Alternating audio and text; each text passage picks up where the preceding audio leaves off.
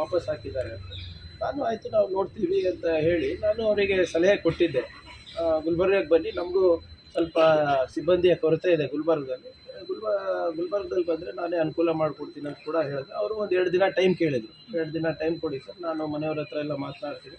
ಯಾದಗಿರಿಗೆ ಈಗ ತಾನೇ ಶಿಫ್ಟ್ ಆಗಿದೆ, ಮತ್ತು ಗುಲ್ಬರ್ಗ ಬರಬೇಕು ಅಂದರೆ ಮಕ್ಕಳ ಸ್ಕೂಲಿಗೆ ಏನಾದರೂ ಅಡಚಣೆ ಆಗಲಾರ್ದಂಗೆ ನಾವು ಮಾಡ್ತೀವಿ ಅಂತ ಒಂದು 2 ದಿನ ಟೈಮ್ ಕೇಳಿದರು.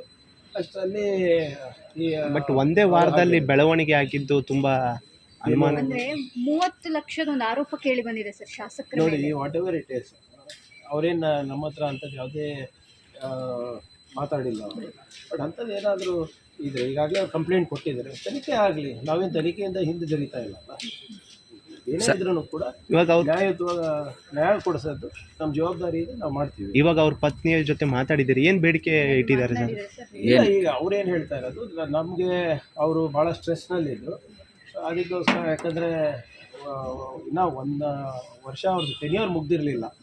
ಆದರೆ ಅದು ಟೆನ್ಯೂರ್ ಮುಗ್ಲಾದ ಕಾರಣ 3-4 ತಿಂಗಳು ಎಲೆಕ್ಷನ್ ಬಂದಿತ್ತು, ತಮಗೆಲ್ಲರೂ ಗೊತ್ತಿರೋದು. ಅವಾಗ ಸ್ಥಳೀಯರು ಇರ್ತಾರೆ ಅಂದ್ಬಿಟ್ಟು ಶಿಫ್ಟ್ ಆಗಿರ್ತಾರೆ ಅಷ್ಟೇ.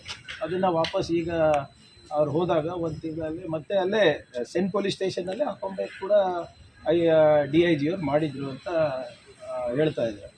ಅವರು ಅಲ್ಲಿ ಕಲಬುರಗಿನಲ್ಲಿರ್ಬೋದು ಅಥವಾ ಯಾದಗಿರಿನಲ್ಲಿ ಎಕ್ಸಿಕ್ಯೂಟಿವ್ ಇದ್ದರೆ ಒಳ್ಳೇದಾಗುತ್ತೆ ಸರ್, ನಮ್ಗೆ ಅನುಭವ ಬರುತ್ತೆ ಅಂತ ಅವ್ರದ್ದು ಕೂಡ ಇತ್ತು. ಯಾಕಂದ್ರೆ ನನ್ನ ಹತ್ರ ಮಾತಾಡೋದು ಈಗವ್ರ ಪತ್ನಿಯವ್ರು ಹೇಳ್ತಾ ಇದ್ದಾರೆ ಸ್ವಲ್ಪ ಸ್ಟ್ರೆಸ್ನಲ್ಲಿದ್ದರು ಅಂತ. ವಾಟ್ ಎವರ್ ಇಟ್ ಈಸ್, ನಾನು ಹೇಳ್ದಂಗೆ ಪೋಸ್ಟ್ ಮಾರ್ಟಮ್ ರಿಪೋರ್ಟ್ ಬರಲಿ, ಕಂಪ್ಲೇಂಟ್ ಕೊಟ್ಟಿದ್ದಾರೆ ಸರ್ ಅವರೀಗ.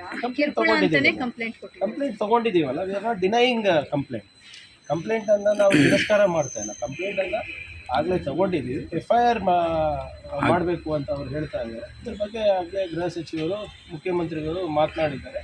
ಜಿಲ್ಲಾ ಉಸ್ತುವಾರಿ ಸಚಿವರು ದರ್ಶನಾಪುರ ಅವರು ಕೂಡ ಮಾತನಾಡಿದ್ದಾರೆ. ನಾನು ಕೂಡ ಸ್ಥಳೀಯ ಮುಖಂಡರು ಮತ್ತು ಅವ್ರ ಪತ್ನಿಗೆ ಮಾತನಾಡಿದ್ದೀನಿ. ಏನಿದ್ರು ಇನ್ ಅನದರ್ ಒಂದು 15-20 ನಿಮಿಷದಲ್ಲಿ they will take a decision. Sir, FIR ಮಾಡ್ಕೊಳ್ಳದೆ ವಿಳಂಬ ಮಾಡ್ತಾ ಇದ್ದಾರೆ ಅಂತೇಳಿ ಕುಟುಂಬಸ್ಥರು ಇವತ್ತು ಪ್ರತಿಭಟನೆ ಮಾಡ್ತಾ ಇದ್ದಾರೆ ಸರ್. ವಿಳಂಬ ಏನಿಲ್ಲ, ಈಗ ಕಂಪ್ಲೇಂಟ್ ಕೊಟ್ಟಿದ್ದಾರೆ MLA ವಿರುದ್ಧ. ಅದನ್ನು ನಾವು ಆಲೋಚನೆ ಮಾಡಲಾರ್ದೆ ಮಾಡಲಿಕ್ಕಾಗಲ್ಲ ಅಲ್ಲ. ನಾನು ಹೇಳಿದಾಗೆ ನ್ಯಾಯಯುತವಾಗಿ ಏನು ಮಾಡಬೇಕು, 100% ಬೇಕು.